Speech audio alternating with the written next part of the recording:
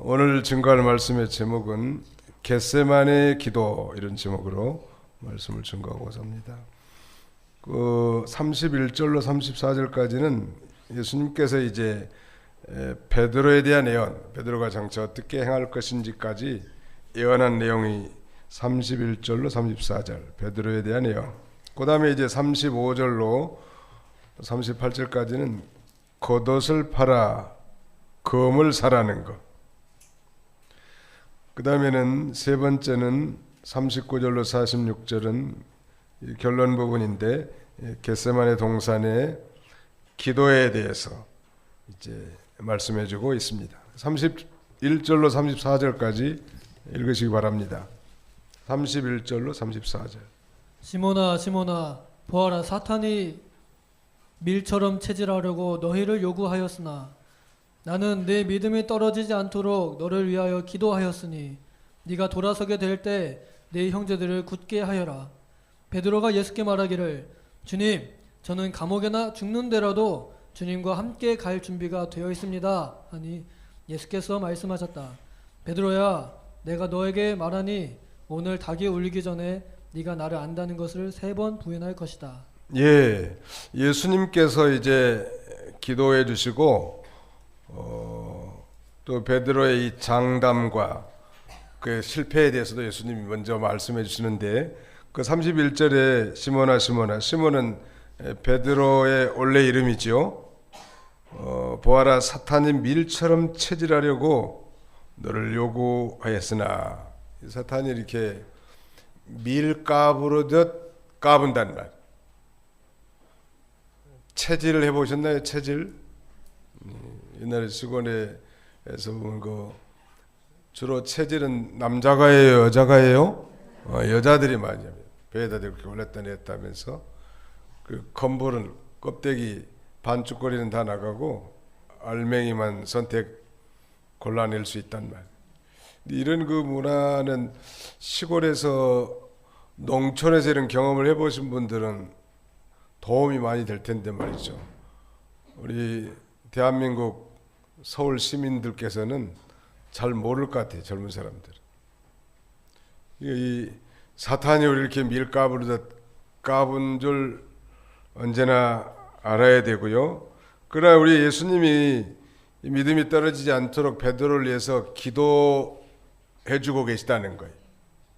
그래서 그 기도 덕에 사실은 예수님을 3번씩이나 부인했지만 나중에는 회개하고 돌아와서 그 형제들을 도와주는 일에 앞장섰고 마침내는 십자가에 거꾸로 매달려 죽는 그런 이 순교의 자리에 이르지 않았습니까?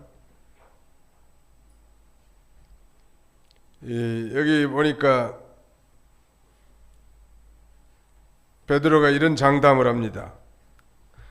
33절, 베드로가 예수께 말하기를 주님, 저는 감옥에나 죽는데라도 주님과 함께 갈 준비가 되어 있습니다. 참 대단한 거죠.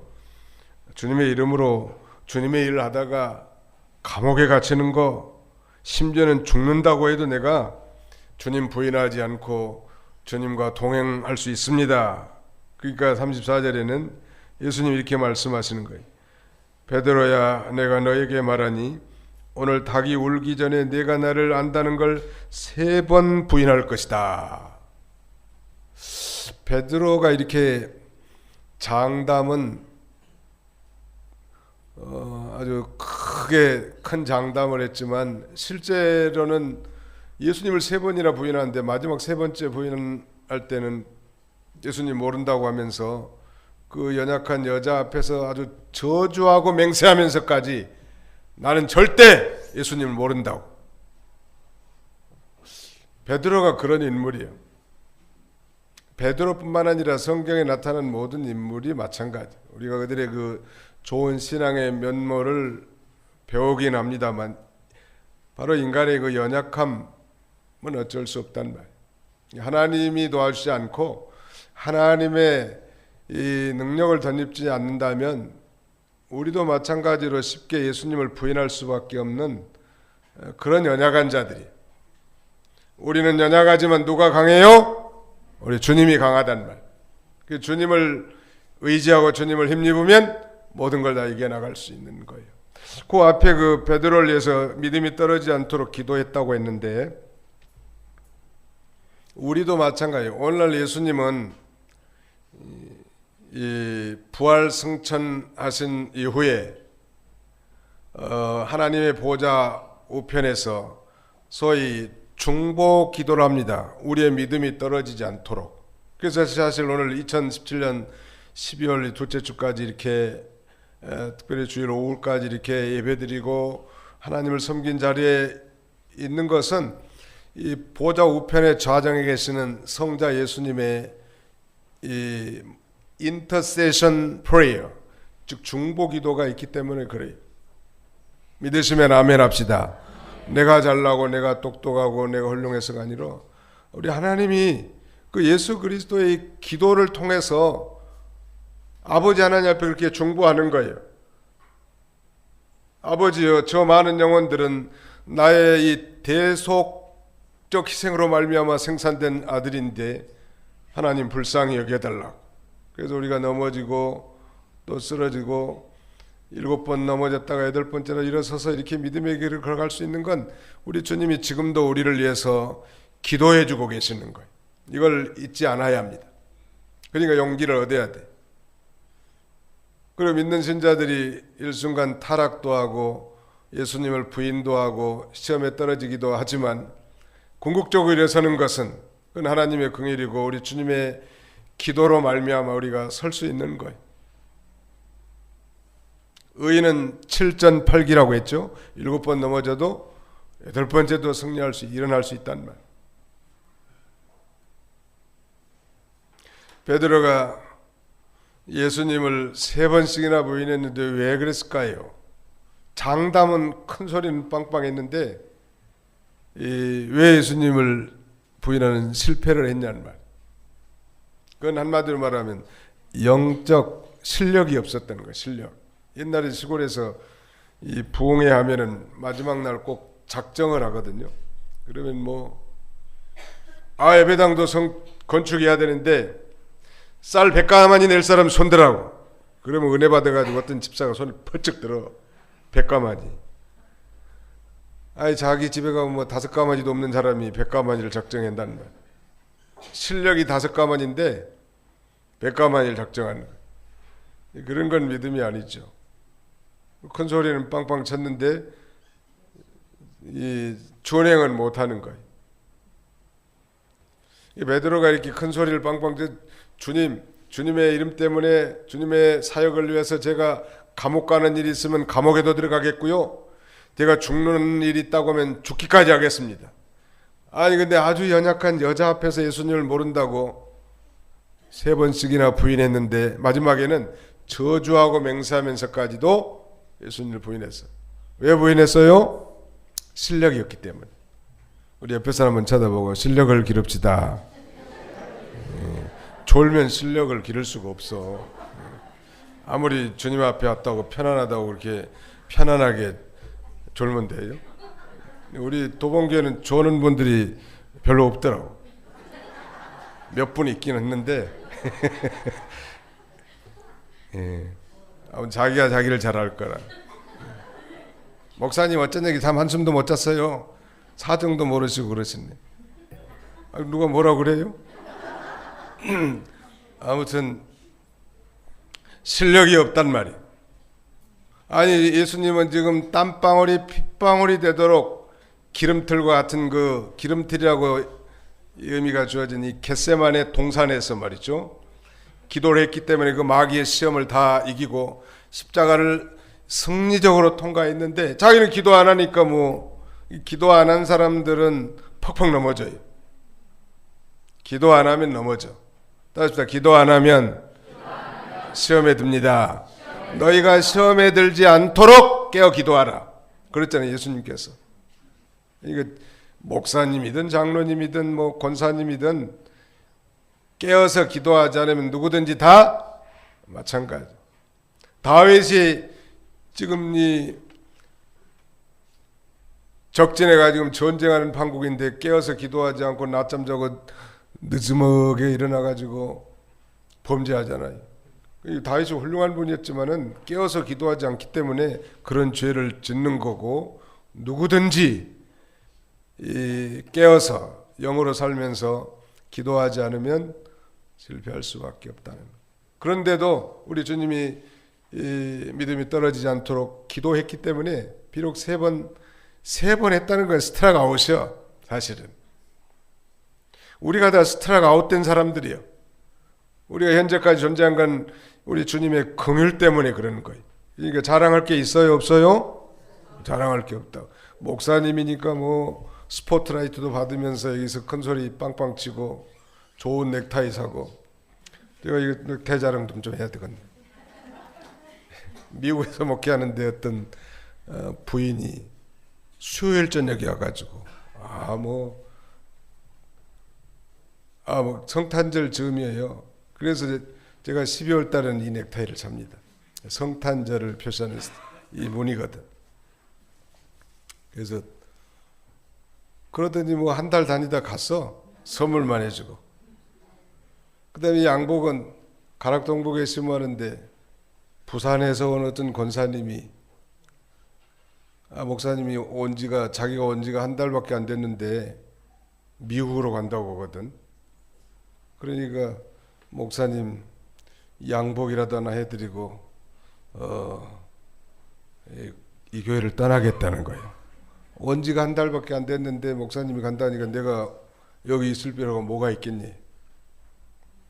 그러지 말고 좀 달 다니시라고 보니까 양복을 사준다고 해서 잠실동 롯데백화점으로 나오래요. 우리 집사람하고 둘이.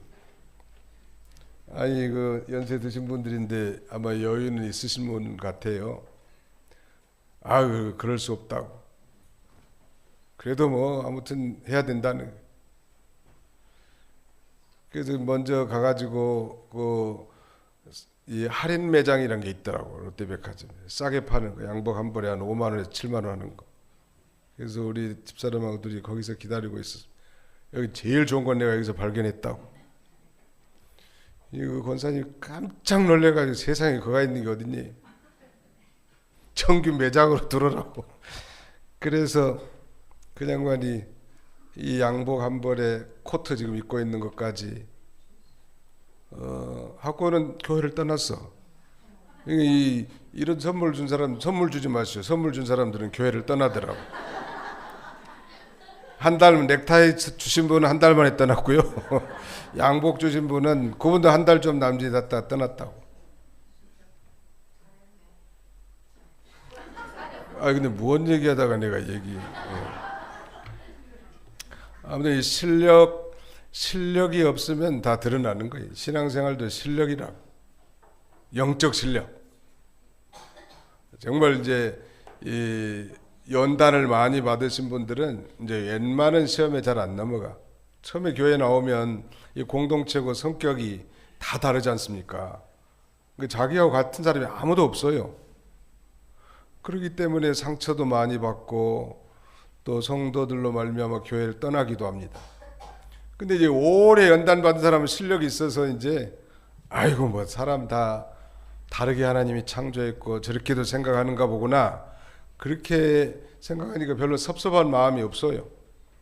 사람 모이는 공동체는 어디나 다 마찬가지지 않습니까? 그게 이제 연단된 실력을 갖는 거예요. 또 어떤 시험 유력에 닥친다고 해도 이제는 하나님의 말씀을 생명으로 삼고 이제 그 시험을 이겨나갈 수 있어요. 생명으로 삼고 이겨나갈 수 있다고. 처음에는 시험에 오면 금방 쓰러져 넘어갔죠. 그러나 이제 이거 올 게 같구나. 하나님께 매달려 기도하고 말씀을 붙들면 또 이겨나가는 거예요. 대개 신자들이 그런 그 인간적 이 대인관계라든지 교회도 어떤 면에서는 소셜 커뮤니티이기 때문에 사회성이 부족하면 여기 머물기 힘들어요. 끊임없이 나를 괴롭힌 사람, 듣기 싫은 소리 한 사람 계속 생길 거니까 천당 갈 때까지. 그러면서 내가 만들어지고 네모난 모난 돌이 조약돌처럼 부드러워져서 이제 하나의 공동체를 이뤄가면서 나가는 거예요. 언제나 여러분 기억하십시오. 교회는 아무튼 200명, 300명 각자 다 하나님이 주신 독특한 기질과 성품, 뭐 배움의 정도, 가정의 환경의 학습 이런 것들이 다 다르기 때문에요. 언제든지 충돌될 수 있고 상처받을 수 있고 섭섭할 수도 있는데 그걸 잘 이겨나가는 건 실력이 이제 그만큼 다져진 사람이 이겨나갈 수 있더라니. 베드로가 그 마음은 대단하죠. 주님을 위해서 내가 감옥에도 들어가고 주님을 위해서 내가 목숨도 바치겠다고. 그런데 그 연약한 여자들 앞에서도 예수님을 부인하고 나갔다는 거 아니? 중세시대에 지은 이 고딕 건물 꼭대기에는 꼭 이 닭이에 그래, 닭이 성당 꼭대기에 말이죠. 아마 이 베드로가 닭 올기 전에 내가 나를 3번 부인하리라 했는데 아마 그 3번 부인한 다음에 베드로가 회개했던 것 같아.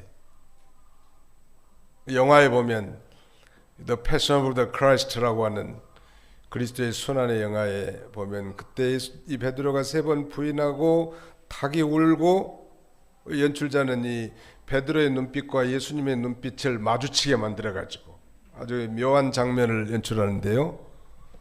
우리가 참 하나님 앞에 부끄러운 자들이요. 저 자신부터 시작해서 온전한 재물이 좀 돼주고 하나님 앞에 참 바로 살아야 되겠는데 우리가 예수님을 배반할 때가 많단 말이에요. 그래도 예수님의 피로 맺어진 하나님의 언약 백성이기 때문에 하나님이 붙들어 주시고 또 우리 예수님이 지금도 우리를 위해서 믿음이 떨어지지 않도록 우리를 기도해 주신다는 믿으시기 바랍니다. 그래서 우리가 이겨나갈 수 있는 거예요. 이제 그 은혜를 깨달은 다음에 베드로는 이제 로마에 있었을 때 베드로가 이제 로마시에서 나가는데 갑자기 하늘에서 주님이 나타난 거예요. 그때 유명한 이 베드로가 질문합니다. 그 예수님께 주여 어디로 가시나이까? 그것이 유명한 영화 코바디스 도미네라고 하는 영화 제목이. 주여 어디로 가시나? 그래 너는 네가 핍박당하고 어려워서 이 로마시를 떠나려고 하기 때문에 내가 다시 그 고난의 현장으로 가려고 한다. 그 얘기를 듣고 감동을 받은 이제 베드로가 가던 길을 돌이켜서 로마로 다시 들어가서 핍박을 받고 죽게 되는데 우리 주님이 십자가에 달려 죽으셨는데 내가 어떻게 그렇게 죽을 수 있느냐? 나는 십자가에 거꾸로 매달려 죽여달라. 그래서 그 로마시에 다시 들어가서 십자가에 거꾸로 매달려 죽습니다. 이런 연약한 자도 성령의 충만함을 받고 이제 하나님의 뜻을 기른 이 심은 그 실력자가 되니까 순교의 제물이 되더라는 거. 하나님이 이 순교의 제물 되니까 하나님이 힘 주셔야 가능하다는 거. 우리 장동숙 권사님이라고 우리 교회에 있는데 혹시 아세요? 이 양반이 우스갯소리를 잘하셔요.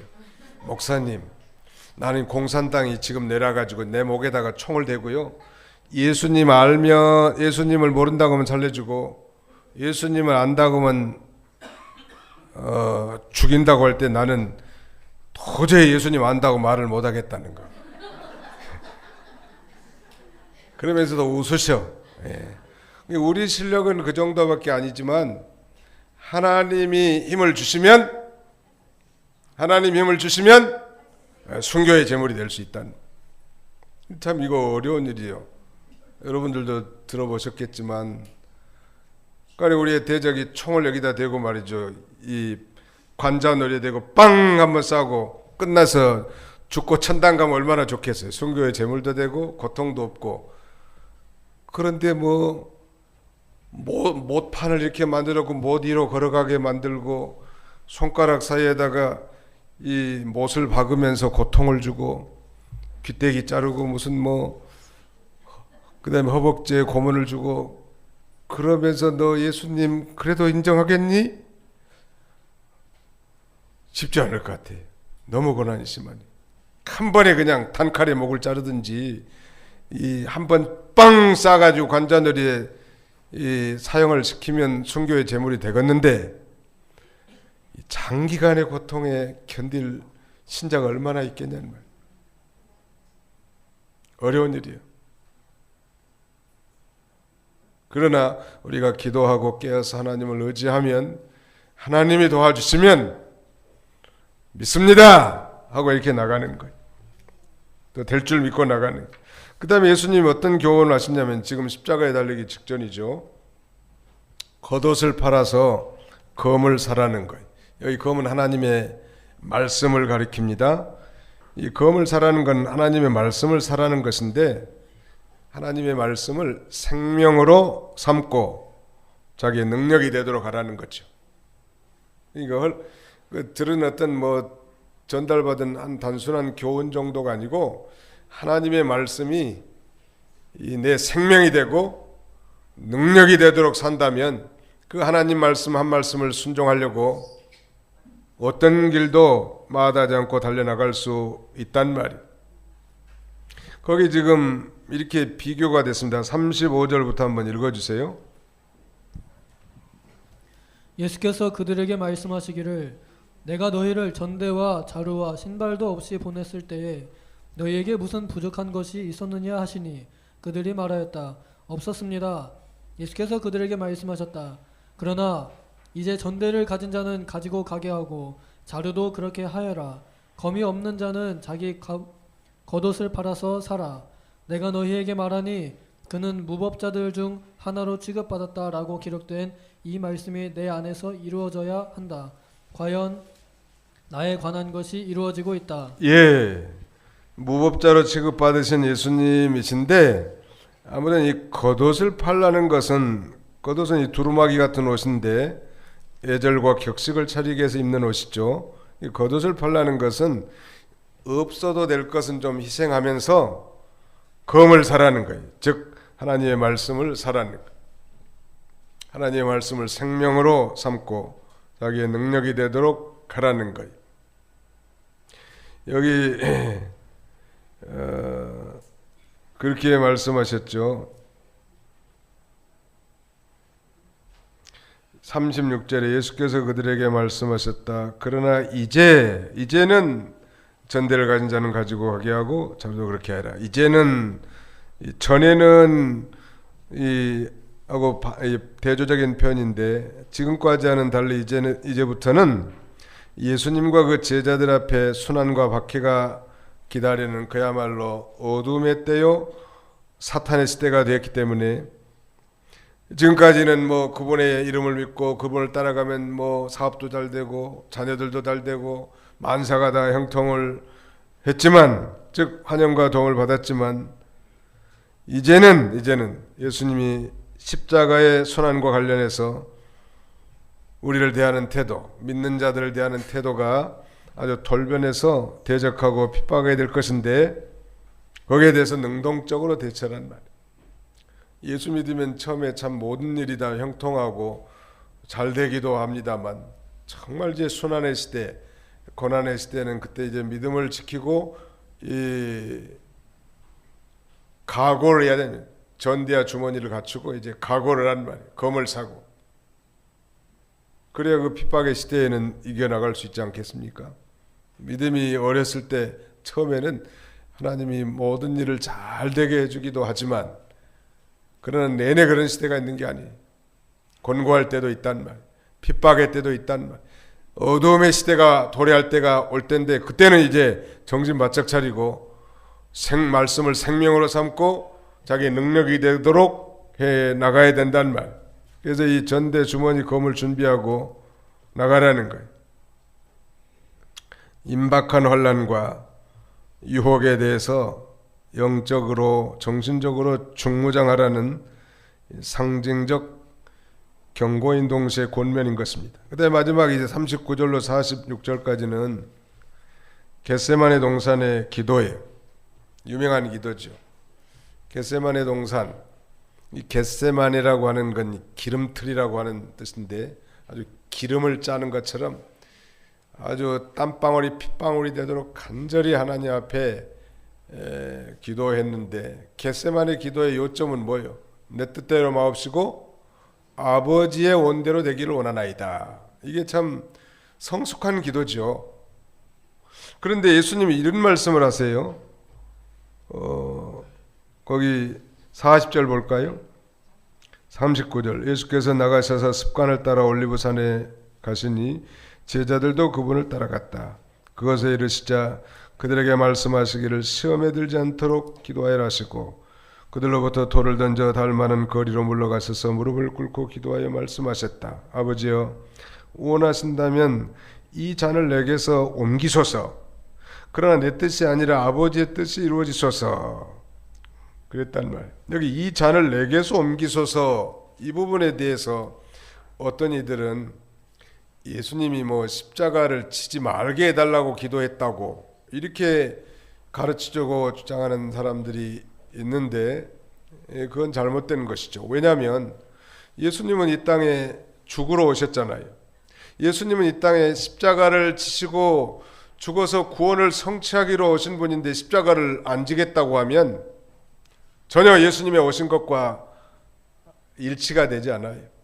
또 예수님이 친히 공생의 3년 동안 제자들에게 인자가 고난을 받고 십자가에 달려 죽어야 된다고 여러 번이나 제자들에게 가르쳤는데 이 결정적인 마지막 순간에 십자가 안 지겠다고 기도할 이유가 없단 말이에요. 그러면 여기 지금 이 잔을 내게서 옮기소서 하는 건 이 고난의 잔을 옮겨달라는 얘기거든요. 십자가를 지기는 지지만 그 고난을 잘 이겨나가고 감내해야 되기 때문에 그래서 그 고난을 좀 감해달라는 거 아니에요?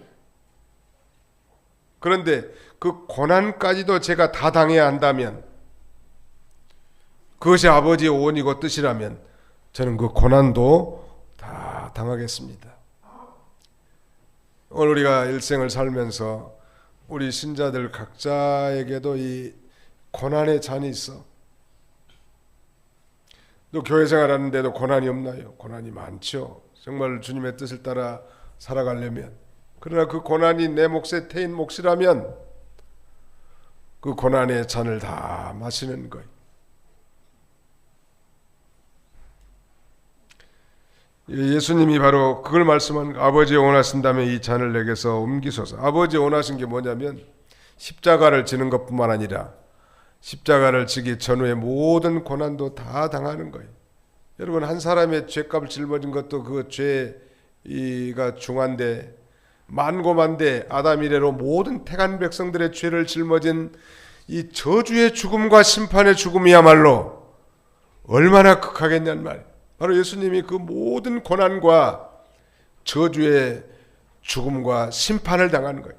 예수님이 심판을 당했기 때문에 예수 믿는 사람은 심판을 당하지 않는 거예요. 예수님이 심판을 당했기 때문에 예수 믿는 사람은 심판에서 면하는 거예요. 내 말을 듣고 또 나 보내신 이를 믿는 자는 심판에 이르지 아니하나니 사망에서 생명으로 옮겼느니라. 믿으시기 바랍니다. 그래 우리가 영생을 얻은 거예요. 심판은 믿지 않는 자가 심판을 받는 거고요. 그래서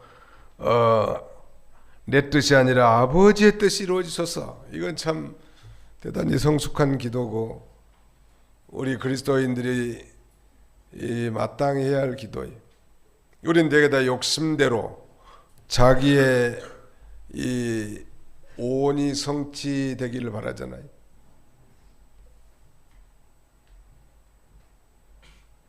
이 옛날에 장경동 목사님이라고 아시죠? 장경동 목사님.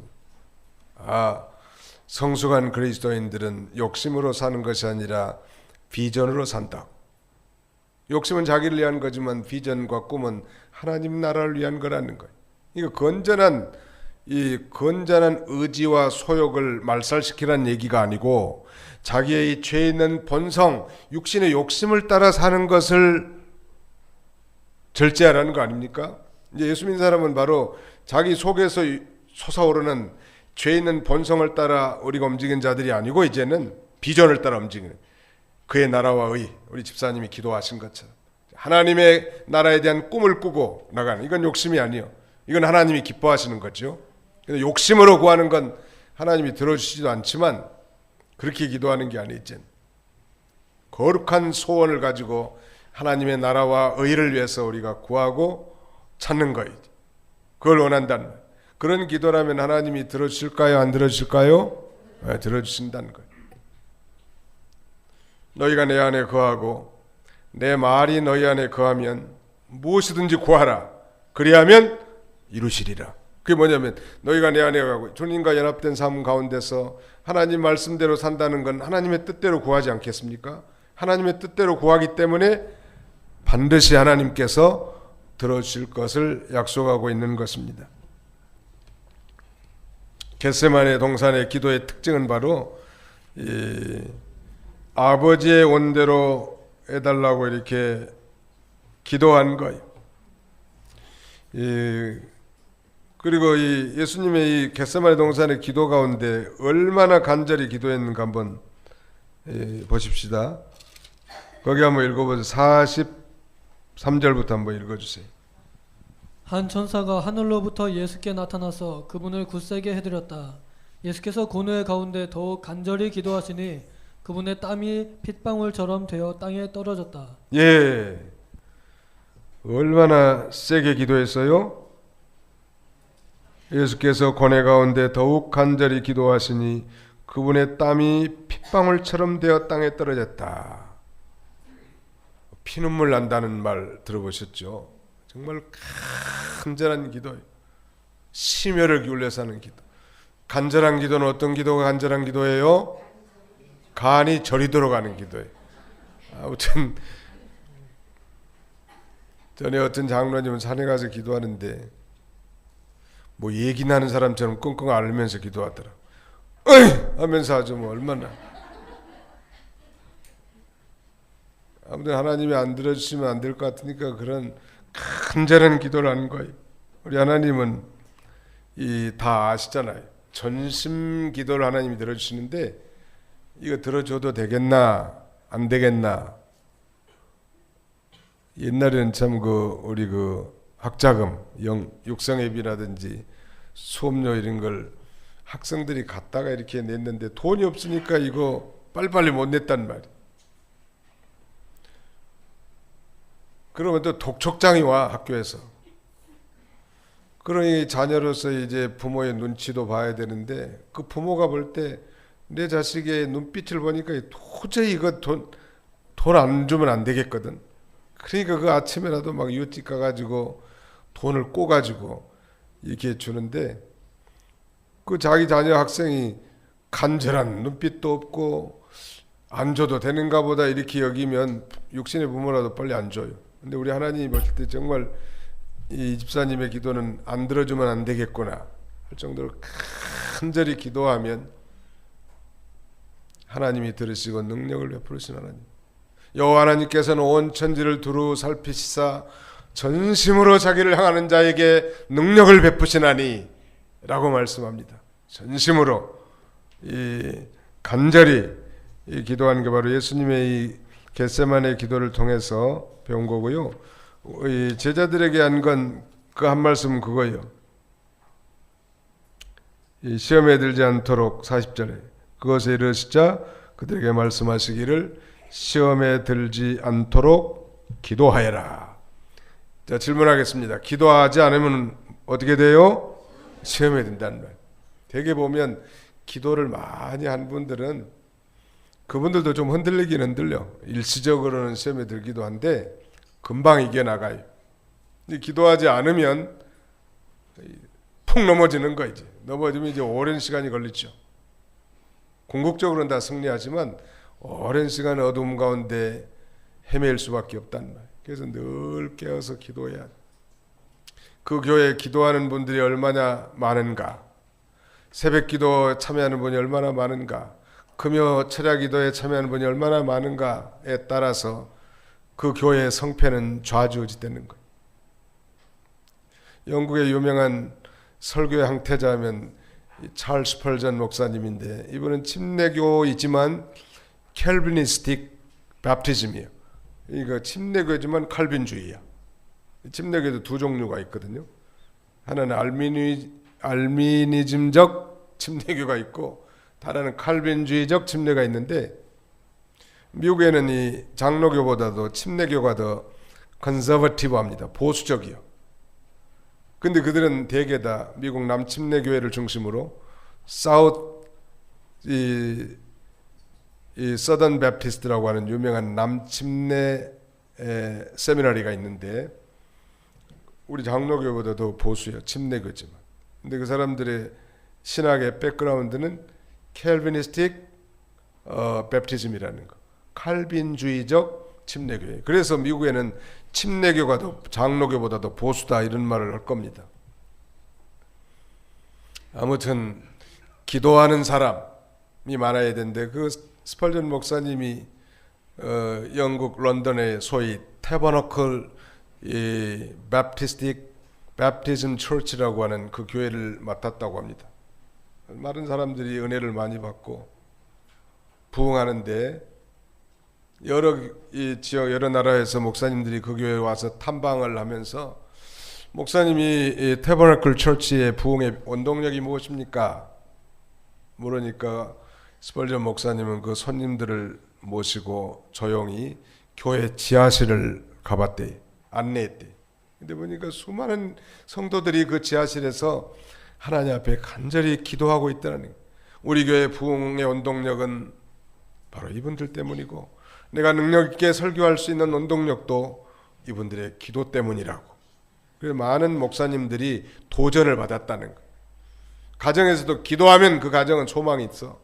기도하는 자녀는 망하지 않고, 기도하면 시험을 이겨나갈 수 있습니다. 우리 예수님이 부탁하신 거니까 시험에 들지 않도록 항상 깨어서 기도하는 그런 저와 여러분들이 다 되시기를 간절히 바랍니다. 거룩하신 하나님 감사합니다.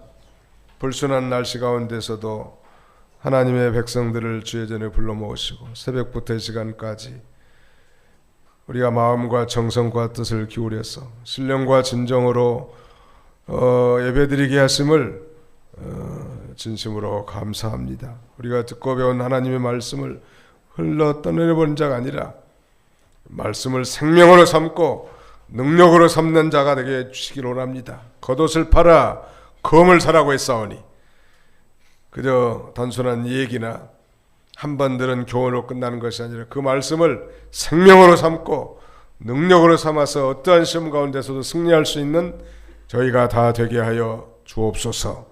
깨어 기도하라고 했사오니 늘 육신으로 살지 말고 우리 중생한 영이 성령의 인도를 받아서 하나님 앞에 간절히 기도함으로 능력 있는 그리스도인, 실력 있는 성도들이 다 되게 하여 주시옵소서. 한 주간 동안도 우리의 가정과 직장, 사업장, 우리 자녀손들의 진로를 다 축복해 주시고, 특별히 이 질병으로 사투하고 있는 권석들을 하나님이 기억해 주셔서 하나님을 의지함으로 이 하나님의 능력으로 하나님에게 나갈 수 있도록 하나님이 같이 해 주시옵소서. 예수님의 이름으로 기도하옵나이다. 아멘.